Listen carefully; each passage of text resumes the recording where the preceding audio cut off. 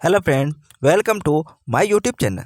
तो आज के इस वीडियो में हम आपको महाभारत की संक्षिप्त कथा सुनाएंगे, जो कि कुछ बातें हैं इस प्रकार में हम आपको इस वीडियो में बता रहे हैं कि महाभारत प्राचीन भारत और विश्व का सबसे बड़ा महाकाव्य है।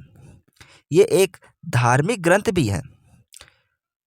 इसमें समय का इतिहास लगभग 1,11,000 से अधिक श्लोकों में लिखा हुआ है।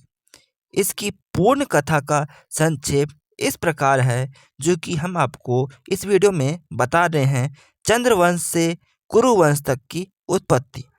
पुराणों के अनुसार ब्रह्मा जी से अत्रि और अत्रि से चंद्रमा और चंद्रमा से बुध और बुध से इलाल नंदन पुरुरवा का जन्म हुआ और पुरुरवा से आयु का जन्म हुआ था, जो कि आयु से राजा नहुस और नहुस से ययाति उत्पन्न हुए। ययाति से पुरु और पुरु के वंश में भरत और भरत के कुल में राजा कुरु हुए।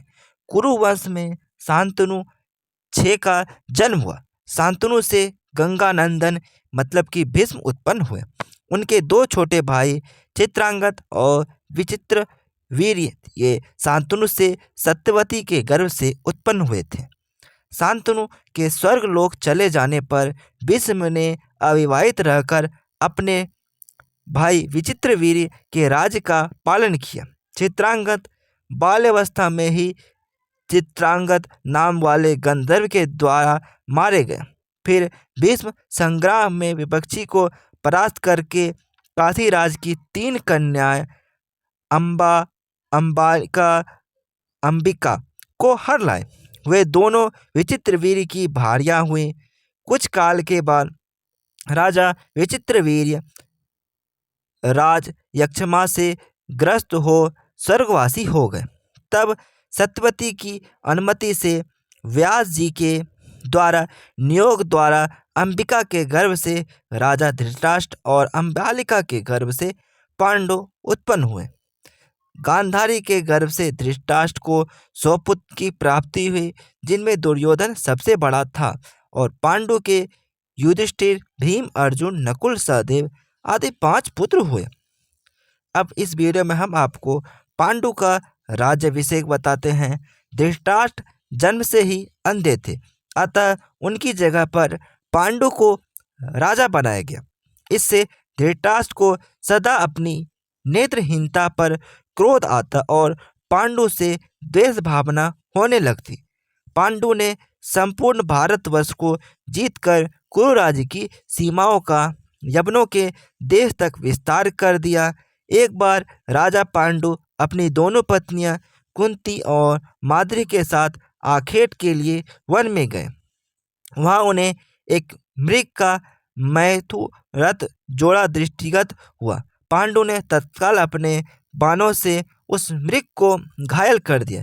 मरते हुए मृग रूपी धारी निर्दोष ऋषि ने पांडु को शाप दिया, राजन, तुम्हारे समान क्रूर पुरुष इस संसार में कोई भी नहीं होगा। तूने मुझे मैथुन के समय बाण मारा है, अतः जब कभी भी तू मैथुनरत होगा तेरी मृत्यु हो जाएगी। इस शाप से पांडु अत्यंत दुखी हुए और अपनी रानियों से बोले, हे देवियों, अब मैं अपनी समस्त वासनाओं का त्याग कर इस वन में ही रहूंगा। तुम लोग हस्तिनापुर लौट जाओ। उनके वचन को सुनकर दोनों रानियां दुखी होकर कहा, नाथ, हम आपके बिना एक क्षण भी जीवित नहीं रह सकती।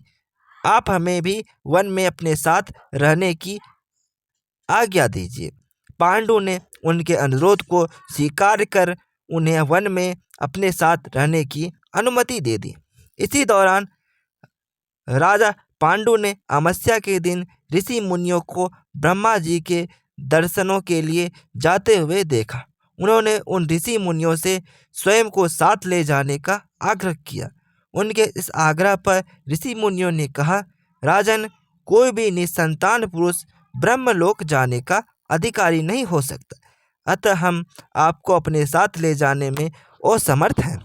ऋषि मुनियों की बात सुनकर पांडु अपनी पत्नी से बोले, हे कुंती, मेरा जन्म लेना ही वृथा हो रहा है, क्योंकि संतानहीन व्यक्ति पितृ ऋण, ऋषि ऋण, देव ऋण तथा मनुष्य ऋण से मुक्ति नहीं पा सकता।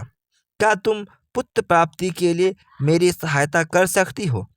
कुंती बोली, हे आर्यपुत्र, दुर्वासा ऋषि ने मुझे ऐसा मंत्र प्रदान किया है जिससे मैं किसी भी देवता का आवाहन कर मनोवांछित वस्तु प्राप्त कर सकती हूँ। आप आज्ञा करें, मैं किस देवता को बुलाऊं? इस पर पांडवों ने धर्म को आमंत्रित करने का आदेश दिया। धर्म ने कुंती को पुत्र प्रदान किया, जिसका नाम युधिष्ठिर रखा गया। कालांतर में पांडु ने कुंती को पुनः 2 बार वायुदेव तथा इंद्रदेव को आमंत्रित करने की आज्ञा दी। वायुदेव से भीम तथा इंद्र से अर्जुन की उत्पत्ति हुई। तत्पश्चात पांडु की आज्ञा से कुंती ने माद्री को उस मंत्र की दीक्षा दी। माद्री ने अश्विनी कुमारों को आमंत्रित किया और नकुल तथा सहदेव का जन्म हुआ। एक दिन राजा पांडु माद्री के साथ वन में त्रेता के तट पर भ्रमण कर रहे थे। वातावरण अत्यंत रमणीक था और शीतल मंद सुगंधित वायु चल रही थी। सहसा वायु के झोंके से माद्री का वस्त्र उड़ गया। इससे पांडु का मन चंचल हो उठा। वे मैथुन में प्रवृत्त हुए ही थे कि शापवश उनकी मृत्यु हो गई। माद्री उनके साथ सती हो गई, किंतु पुत्रों के पालन पोषण के लिए कुंती हस्तिनापुर लौट आई। वह रहने वाले ऋषि मुनि पांडवों को राजमहल छोड़कर आए। ऋषि मुनि तथा कुंती के कहने पर सभी पांडवों को पांडु का पुत्र मान लिया और उनका स्वागत किया गया। तो फ्रेंड्स, इसके बाद हम आपको बताते हैं कर्ण का जन्म और लाक्षागृह षड्यंत्र तथा द्रौपदी स्वयंवर। जब कुंती का विवाह नहीं हुआ था, उसी समय सूर्य के अंश से उनके गर्भ से कर्ण का जन्म हुआ था। परंतु लोकलाज के भय से कुंती ने कर्ण को एक बक्से में बंद करके गंगा नदी में बहाया। और कर्ण गंगा में बहता जा रहा था कि महाराज धृतराष्ट्र के सारथी अधिरथ और उसकी पत्नी राधा ने उसे देखा और उसे गोद ले लिया और उसका लालन पालन करने लगे। कुमार अवस्था से ही कर्ण की रुचि अपने पिता अधिरथ के समान रथ चलाने की बजाय युद्ध कला में अधिक थी। कर्ण उसके पिता अधिरथ आचार्य द्रोण से मिले, जो कि उस समय युद्ध कला के सर्वश्रेष्ठ आचार्यों में से एक थे। द्रोणाचार्य उस समय कुरु कुमारों को शिक्षा दिया करते थे। उन्होंने कर्ण को शिक्षा देने से मना कर दिया, क्योंकि कर्ण एक सारथी पुत्र था और द्रोण केवल क्षत्रियों को ही शिक्षा दिया करते थे। द्रोणाचार्य की असम्मति के उपरांत कर्ण ने परशुराम से संपर्क किया, जो केवल ब्राह्मणों को ही शिक्षा दिया करते थे। इस पर कर्ण ने स्वयं को ब्राह्मण बताकर परशुराम जी से शिक्षा का आग्रह किया।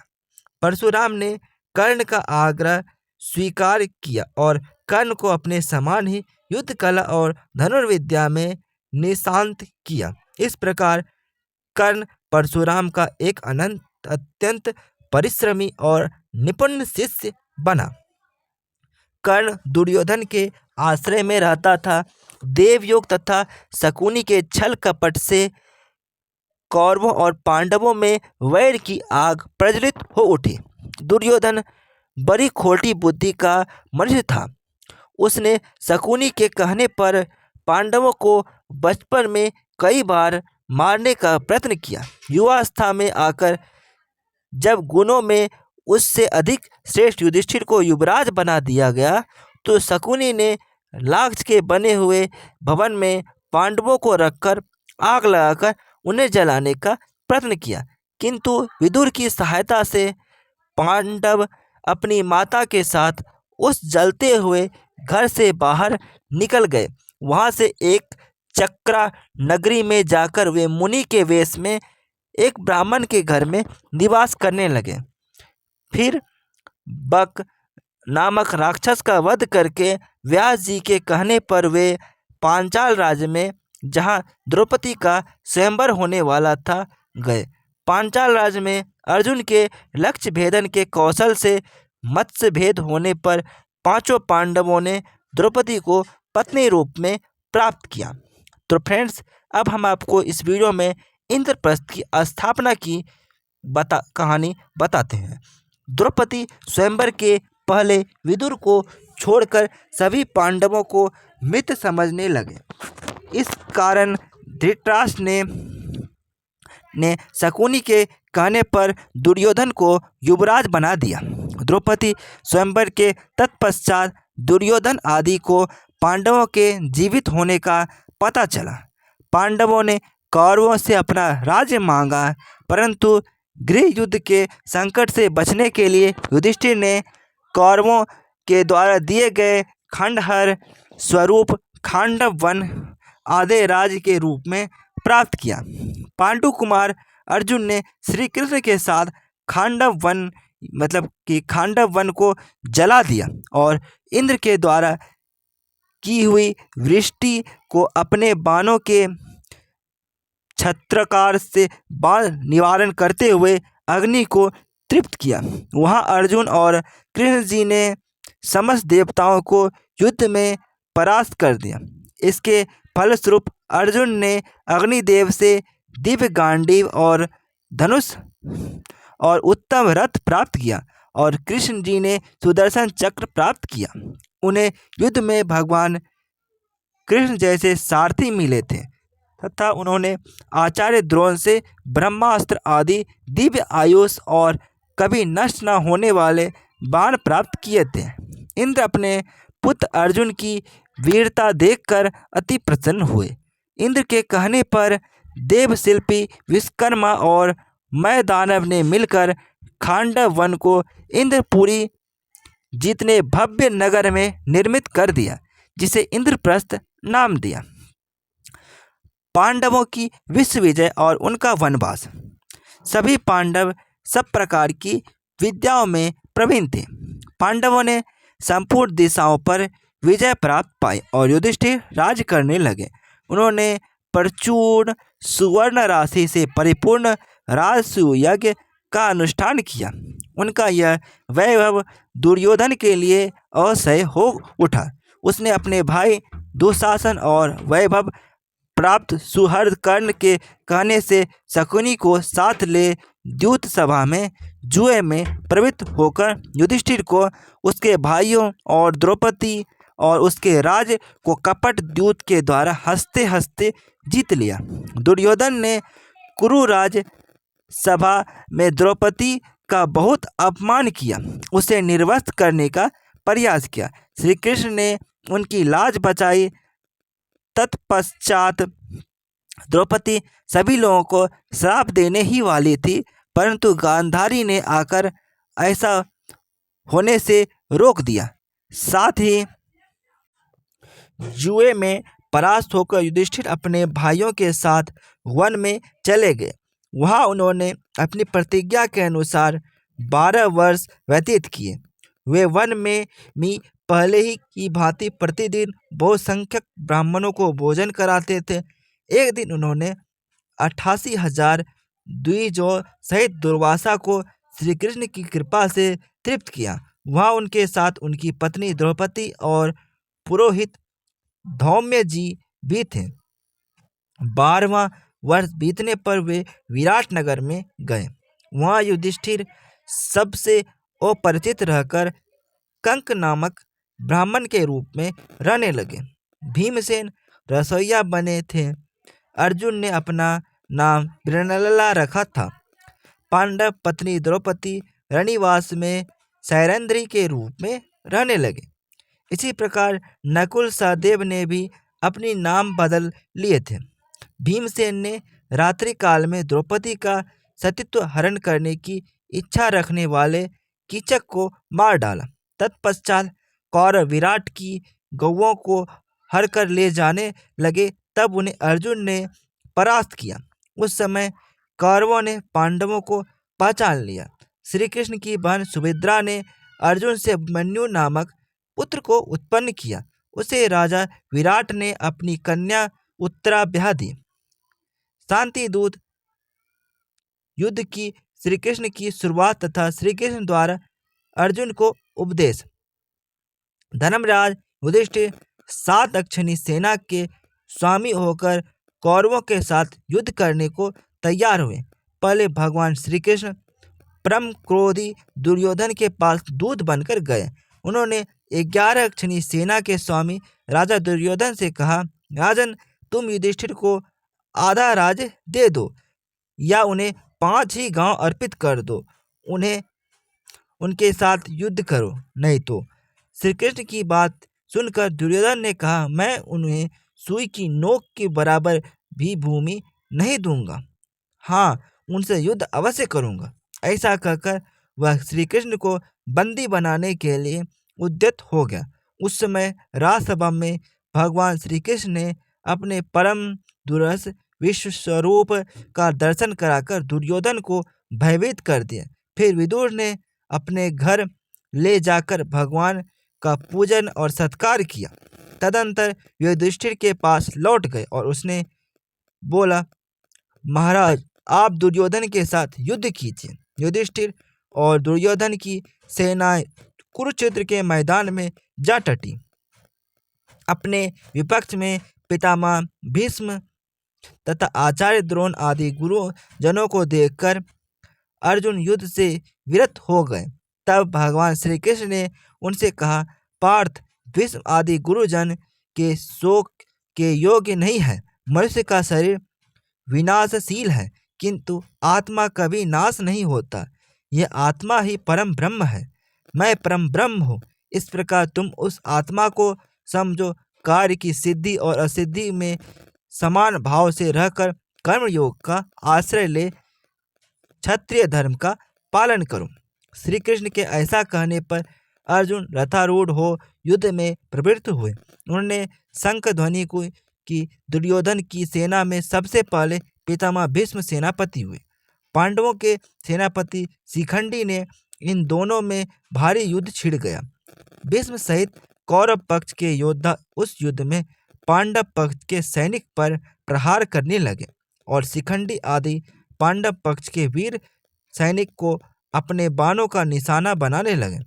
कौरवों और पांडवों की सेना का वह युद्ध देवासुर संग्राम के समान जान पड़ता था। आकाश में खड़े होकर देखने वाले देवताओं को वह युद्ध बड़ा आनंददायक प्रतीत हो रहा था।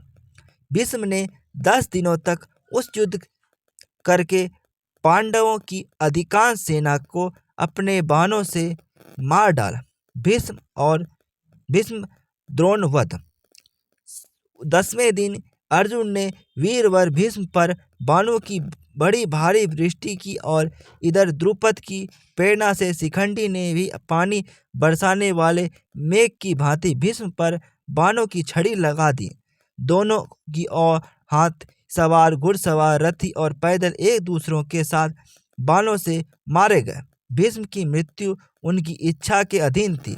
जब पांडवों को यह समझ में आ गया कि भीष्म के रहते वो इस युद्ध को नहीं जीत सकते, तो श्री कृष्ण के सुझाव पर उन्होंने भीष्म पितामह से उनकी मृत्यु का उपाय पूछा। उन्होंने कहा, जब तक मेरे हाथ में शस्त्र है तब तक महादेव के अतिरिक्त मुझे कोई नहीं हरा सकता। उन्होंने ही पांडवों को सुझाव दिया कि शिखंडी पूर्व जन्म में अम्बा थी, इसीलिए वे उसे कन्या ही मानते थे। 10वें दिन के युद्ध में अर्जुन ने शिखंडी को आगे अपने रथ पर बिठाया और शिखंडी को आगे दिखकर भीष्म ने अपना धनुष त्याग दिया। उनके शस्त्र त्याग देने के बाद अर्जुन ने उन्हें बाणों की सैया पर सुला दिया। वे उत्तरायण की प्रतीक्षा में भगवान विष्णु का ध्यान और स्तवन करते हुए समय व्यतीत करने लगे। भीष्म के बाण सैया पर गिर जाने के बाद जब दुर्योधन शोक से व्याकुल उठा, तब आचार्य द्रोण ने सेनापतित्व का भार ग्रहण किया। उधर हर्ष मनाती हुई पांडवों की सेना में धृष्टद्युम्न सेनापति हुए। उन दोनों में बड़ा भयंकर युद्ध हुआ जो यमलोक की आबादी को बढ़ाने वाला था। विराट और द्रुपद आदि राजा द्रोण रूपी समुद्र में डूब गए। उस समय द्रोण काल के समान जान पड़ते थे। इतने में ही उनके कानों में यह आवाज आई कि अश्वत्थामा मारा गया। इतने ही सुनते आचार्य द्रोण ने अस्त्र शस्त्र त्याग दिए। ऐसे समय में धृष्टद्युम्न के बाणों से आहत होकर वे पृथ्वी पर गिर पड़े। कर्ण और शल्यवध। द्रोण बड़े ही दूरदर्श थे। वे संपूर्ण क्षत्रियों का विनाश करके 5वें दिन मारे गए। दुर्योधन पुनः शोक से आतुर हो उठा। उस समय कर्ण उसकी सेना का कर्णधार हुआ। पांडव सेना का आधिपत्य अर्जुन को मिला। कर्ण अर्जुन से भांति भांति के अस्त्र शस्त्रों की मार काट से युद्ध महाभयानक युद्ध हुआ, जो कि देवासुर संग्राम को बुरी तरह से मात करने वाला था। कर्ण और अर्जुन के संग्राम में कर्ण ने अपने बाणों से शत्रु के पक्ष के बहुत से वीरों का संहार कर डाला। यद्यपि युद्ध गतिरोधपूर्ण हो रहा था, लेकिन कर्ण तब उलझ गया जब उसके रथ का एक पहिया धरती में धंस गया। धरती माता के श्राप के कारण वह अपने को मिले देवी अस्त्रों के प्रयोग में भी असमर्थ हो जाता है, जैसा कि उसे गुरु परशुराम का श्राप था। तब कर्ण अपने रथ के पहियों को निकालने के लिए नीचे उतरता है और अर्जुन से निवेदन करता है कि वह युद्ध के नियमों का पालन करते हुए कुछ देर के लिए उस पर बाण चलाना बंद कर दे। तब श्री कृष्ण अर्जुन से कहता है कि कर्ण को कोई अधिकार नहीं है कि वह अब युद्ध नियमों का धर्म की बात करे, जबकि स्वयं उसने भी अभिमन्यु का वध के समय किसी भी युद्ध नियम और धर्म का पालन नहीं किया था। उन्होंने आगे कहा कि जब उसका धर्म कहाँ गया था, जब उसने दिव्य जन्मा द्रौपदी को पूरी कुरु राजसभा के समक्ष वैश्या कहा था। द्युत कीरा भवन में उसका धर्म कहाँ गया था। इसीलिए अब उसे कोई अधिकार नहीं कि वह किसी धर्म का या युद्ध नियम की बात करे। और उन्होंने अर्जुन से कहा कि अभी कर्ण असहाय है, इसीलिए वह उसका वध करें। श्री कृष्ण कहते हैं कि यदि अर्जुन ने नियमायक मोड़ पर अभी कर्ण को नहीं मारा तो संभवतः पांडव उसे कभी भी नहीं मार सकेंगे और यह युद्ध कभी नहीं जीता जा सकेगा। तब अर्जुन ने एक दैवीय अस्त्र का उपयोग करते हुए कर्ण का सिर धड़ से अलग कर दिया। कर्ण के सिर के भूमि पर गिरने के बाद एक ज्योति कर्ण के शरीर से निकली और सूर्य में समाहित हो गए। तदंतर राजा शल्य कौरव सेना के सेनापति हुए, किंतु वे युद्ध में आधे दिन तक ही टिक सके। दोपहर होते होते राजा युधिष्ठिर ने उसे मार दिया। इसके बाद दुर्योधन वध और महाभारत युद्ध की समाप्ति। गिराया दुर्योधन की प्रायः सारी सेना युद्ध में मारी गई थी। अंतगोत्व उसका भीमसेन के साथ युद्ध हुआ। उसने पांडव पक्ष के पैदल आदि बहुत से सैनिकों का वध करके भीमसेन पर धावा बोल दिया। उस समय गदा से प्रहार करते हुए दुर्योधन के अन्य छोटे भाई भी भीमसेन के हाथ से मारे गए थे। महाभारत संग्राम के उस 18वें दिन रात्रि काल में महाबली अश्वत्थामा ने पांडवों की सोई हुई एक अक्षनी सेना को सदा के लिए सुला दिया। उसने द्रौपदी के 5 पुत्रों, उसके पांचाल देशीय बंधुओं तथा धृष्टद्युम्न को भी जीवित नहीं छोड़ा। द्रौपदी पुत्रहीन होकर रोने बिलखने लगी।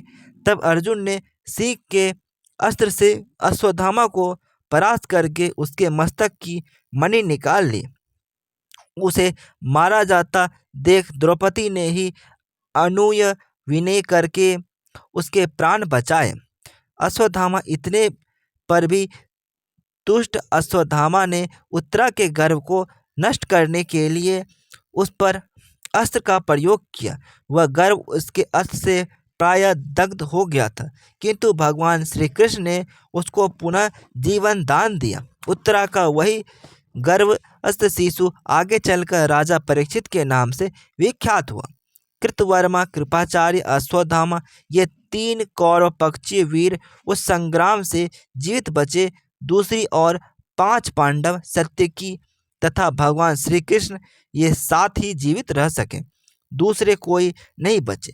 उस समय सब और अनाथ स्त्रियों का अनानाद व्याप्त हो उठा था। भीमसेन आदि भाइयों के साथ जाकर युधिष्ठिर ने उन्हें सांत्वना दी थी तथा रणभूमि में मारे हुए गए सभी वीरों का दाह संस्कार करके उनके लिए जलांजलि दे धन आदि का दान किया। तत्पश्चात कुरुक्षेत्र में सरसैया पर आसीन शांतनु नंदन भीष्म के पास जाकर युधिष्ठिर ने उनसे समस्त शांतिदायक धर्म, राजधर्म, मोक्ष धर्म तथा दान धर्म की बातें सुनी। फिर वे राज सिंहासन पर आसीन हुए। इसके बाद शत्रुमर्दन राजा ने अश्वमेध यज्ञ करके उसमें ब्राह्मणों को बहुत दान दिया। तदंतर द्वारका से लौटे हुए अर्जुन के मुख से मुसलकांड के कारण प्राप्त हुए शाप से पारस्परिक युद्ध द्वारा यादवों के संहार का समाचार सुनकर युधिष्ठिर ने परीक्षित को राजासन पर बिठाया और स्वयं भाइयों के साथ महाप्रस्थान कर स्वर्गलोक को सिधार गए। यदुकुल का संहार और पांडवों का स्वर्ग। जब युधिष्ठिर राज सिंहासन पर विराजमान हो गए तब धृतराष्ट्र गृहस्थ आश्रम से वानप्रस्थ आश्रम में प्रविष्ट हो वन में चले गए अथवा ऋषियों के एक आश्रम से दूसरे आश्रम में होते हुए वे वन को गए। उनके साथ देवी गांधारी और पृथा भी थी, मतलब कि कुंती थी। विदुर जी दावन दाल से दग्ध हो स्वर्ग सिधारे। इस प्रकार भगवान विष्णु ने पृथ्वी का भार उतारा और धर्म की स्थापना तथा अधर्म का नाश करके पांडवों को निमित्त बनाकर दानव दैत्य आदि का संहार किया। तत्पश्चात भूमि का भार बढ़ाने वाले यादव कुल का भी ब्राह्मणों के शाप के बहाने मुसल के द्वारा संहार कर डाला। अनिरुद्ध के पुत्र वज्र को राजा के पद पर अभिषिक्त किया और तदंतर देवताओं के अनुरोध से प्रभाव क्षेत्र में श्री हरि स्वयं ही स्थूल शरीर की लीला का संवरण करके अपने धाम को पधारे।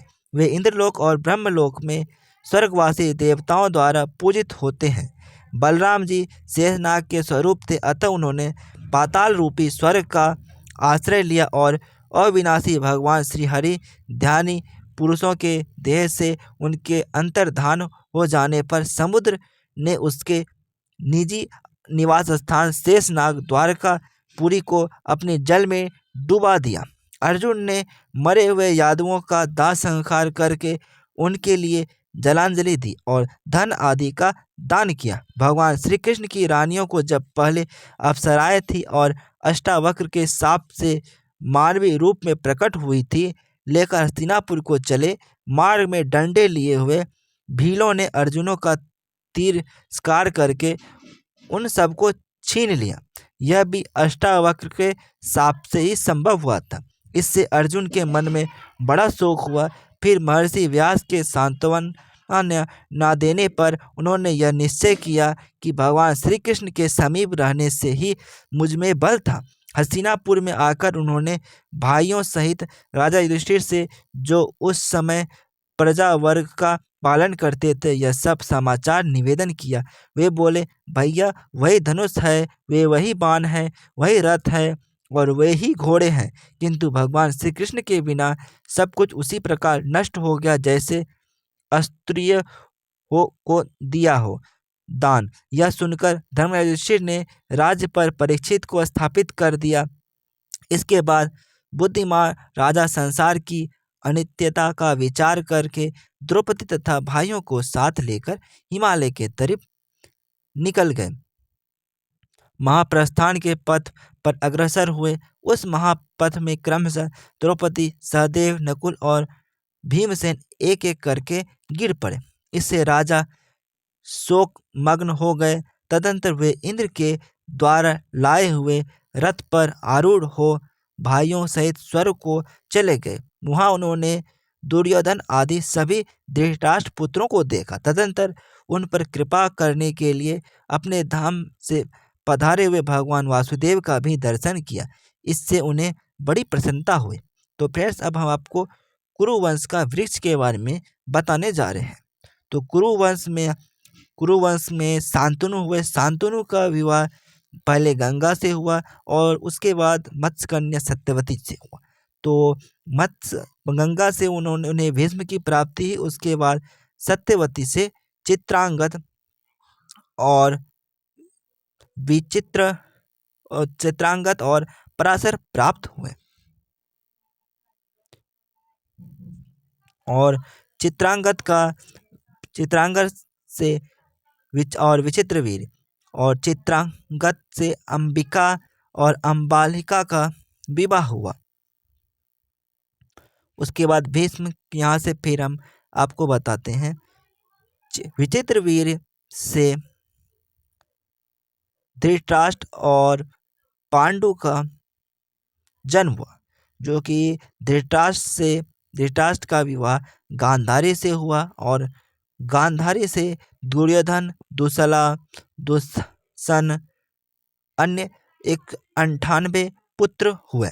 उसके बाद अब हम आपको उसके बाद पांडु का बता रहे हैं। पांडु का विवाह कुंती और माद्री के साथ हुआ। कुंती के पुत्र हुए कर्ण हुए, युधिष्ठिर हुए, भीम हुए और अर्जुन हुए। वहीं माद्री के पुत्र हुए नकुल और सहदेव। तो अब हम आपको बताते हैं, अर्जुन का विवाह हुआ था सुभद्रा के साथ।